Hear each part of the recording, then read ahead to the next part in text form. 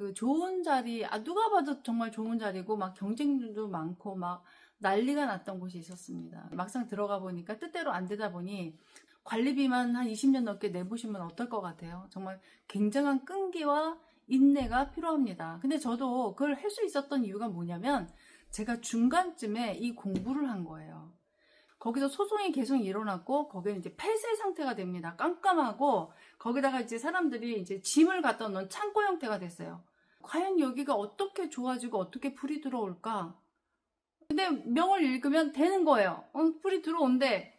이민전도에 인중병화가 있잖아요. 저한테 용신이었거든요. 이 신금을 인신충 하고 때리면서 들어옵니다. 그러니까 갑작스럽게 들어서 인신충 하니까 저한테 이제 무슨 거기가 이제 불이 켜지면서 야, 이렇게까지 변할 수 있다. 그래서 저한테 이제 협상이 들어와갖고 2003년도에 그때 부동산 붐이 굉장히 많이 일어났고 되게 핫했어요. 그래서 저도 그 물결을 타고 상가 분양을 받아야겠다 생각하고 제가 이제 분양을 받는데 그 좋은 자리, 누가 봐도 정말 좋은 자리고 막 경쟁률도 많고 막 난리가 났던 곳이 있었습니다. 그래서 저는 거기를 분양받을 수 없었는데 지인 찬스를 써가지고 어떻게 간신히 분양을 받았어요. 막 너무 기대에 찼죠. 거기 모인 모든 분들은 정말 기대가 막 엄청나게 기대에 차 있었어요. 그렇게 하고 이제 막상 들어와 보니까 뜻대로 이루어지지 않는 거예요.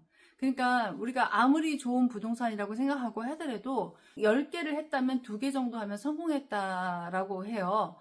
그 정도로 거기가 이제 그렇게 핫했었는데 의심도 안 하고 했던 곳인데 막상 들어가 보니까 뜻대로 안 되다 보니 분양주들하고 이제 그 분양하시는 관계자하고 이렇게 소송이 이제 일어납니다. 그게 한 5년간, 만 5년이었던 것 같아요. 계속 소송이었던 것 같아요. 내가 이제 그 소송을 하면서 경험한 게 뭐냐면 어떤 분이 변호사였는데 그런 말씀을 하시더라고요. 본인이 30년 동안 변호사 일을 했는데 변호를 하면서 이긴 사람이, 승소한 사람이나 패소한 사람이나 시간이 지나면 똑같더라 라는 말씀을 하시더라고요. 그게 뭐냐면 거기서 승소를 해도 나중에 그 시간이 흐르고 나면 거기서 승소한 어떤 게 만약 물질적인 뭐 돈이었다면 그 돈을 그 사람도 잃더라 뭐 이런 식으로 별로 결과가 좋지 않더라 이런 얘기를 제가 들었던 것 같아요. 그래서 하나 얻은 게 소송으로 문제 해결을 하려고 그러면 참 골치 아프고 이렇게 좋은 방법은 아닌 것 같다라는 이제 생각을 한번 해봤던 것 같습니다. 거기서 안타까웠던 것은 노부부가 있었는데 강남 아파트 2채를 팔아갖고 그걸 분양받은 분이 계시더라고요. 왜냐면 거기가 워낙 자리가 좋았고 핫했기 때문에 이제 박스 매장 같은 경우는 가격이 엄청 비쌌거든요. 근데 그분이 강남 아파트 2채를 팔고 거기를 분양받았는데 그러고 나서 강남은 엄청 아파트 값이 치솟아 올랐습니다. 근데 여기는 이제 소송이 들어가기 시작했잖아요. 그러니까 망한 거예요. 그러니까. 그래서 관리비만 계속 내는 상황이다 보니까 그게 유지가 안 되는 사람들은 다 손 털고 다 은행권으로 넘어가고 포기하고 나가고 정말 빈털터리 되고 그 노부부는 월세방으로 가셨다고 하더라고요. 그게 얼마나 무서워요. 여러분 내가 젊었을 때 나 절대 안 망해도 망할 우리는 망합니다. 저도 마찬가지예요. 제가 몇 년도에 나는 사기를 당해 라고 알잖아요. 그럼 전 피할 수 있을까요? 못 피합니다. 사기는 피할 수가 없어요. 근데 이런 말이 있어요. 옛날에 그 명리학자 집안은 죽지 않고 살았다고 해요. 왜 그랬을까? 그분들은 명을 아니까 자기가 욕심내지 않고 다 버리고 멀리 숨어 들어간 거예요. 그래서 목숨은 건졌다는 얘기가 있어요. 그거 하나 있는 거지 우리가 알아도 피할 수 없는 거다. 어쨌든 그렇게 하고 제가 이제 이 공부를 하게 됩니다. 이 공부를 하는 과정에서 내가 이렇게 보니까 이미 2022년도 되면은 제가 문서가 이제 빛이 들어오면서 이제 활성화가 되면서 좋아집니다. 그래서 이제 얼마 안 남았다 이제 할 쯤에 한 저랑 같이 이제 계속 유지했던 분이 한 6분 정도 분양주 분들이 계셨던 것 같아요. 근데 그분들이 저하고는 어떤 소통도 없이 그냥 다 돈을 일부 받고 다 그냥 나가셨더라고요. 제가 전화했더니 안 받으시더라고요. 이제 그쪽으로는 쳐다도 보고 싶지 않은 거지. 말하자면 하도 고통이 심했기 때문에 거의 20년 넘게 고통받은 거잖아요. 관리비만 한번 여러분들 관리비만 한 20년 넘게 내보시면 어떨 것 같아요? 정말 굉장한 끈기와 인내가 필요합니다. 근데 저도 그걸 할 수 있었던 이유가 뭐냐면 제가 중간쯤에 이 공부를 한 거예요. 그래가지고 이 공부를 하는데 거기 그 분양하신 분이 있잖아요. 총 책임자. 그분은 이득을 엄청 얻었죠. 그거를 대출금을 받아가지고 그 땅을 대출로 사가지고 거기다 핫한 자리가 되면서 해서 그분은 대박이 나셨는데 그 대박 나는 과정에서 너무나 많은 사람들이 많이 울었어요. 그리고 망했고. 그러니까 거기 그 있는 분들, 분양주들이 너무 많은 눈물을 진짜 흘리게 했던 것 같아요. 근데 그분들은 또 어떤 분이었냐? 저도 마찬가지 한 일부였지만 다 운이 없는 사람들이 거기 같이 뭉쳐서 온 거죠. 근데 그분들이 얼마나 한이 많았겠어요. 저를 비롯, 저는 뭐 아무것도 아니지. 한들이 되게 많았을 거예요. 망해서 나간 사람들 너무 많았으니까. 근데 저는 그런 생각을 했어요. 그 분양하신 분이 보니까 점점 승승장구하니까 이제 목에 있는 힘 없는 집 다 들어가더라고. 아니, 너무 무서울 정도였어요. 그러니까 미안함이라는 거는 조금도 없더라고요. 그분이 정말 사자 같았어요. 저승사자. 그래서 제가 생각을 했던 게 제가 이제 중간에 이 공부를 하게 됩니다. 그러니까 공부하게 된 이유가 뭐냐면 내가 이 공부를 해갖고 저기서 그 일을 해야 되겠다. 산자가 조그마니까 해야 되겠다. 이런 마음도 사실 좀 있었거든요. 공부를 하게 됩니다. 근데 그런 생각을 했어요. 분양하신 그분은 승승장구해서 돈을 많이 버셨지만 과연 저렇게 남들한테 피눈물 나게 하고 번 저 돈이 과연 유지가 될까?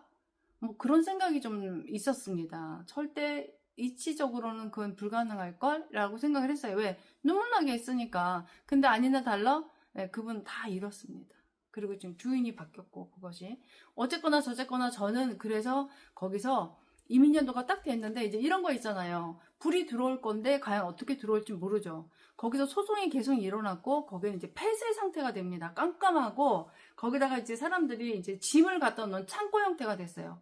과연 여기가 어떻게 좋아지고 어떻게 불이 들어올까? 상상이 좀 안 되더라고요. 근데 명을 읽으면 되는 거예요. 불이 들어온대.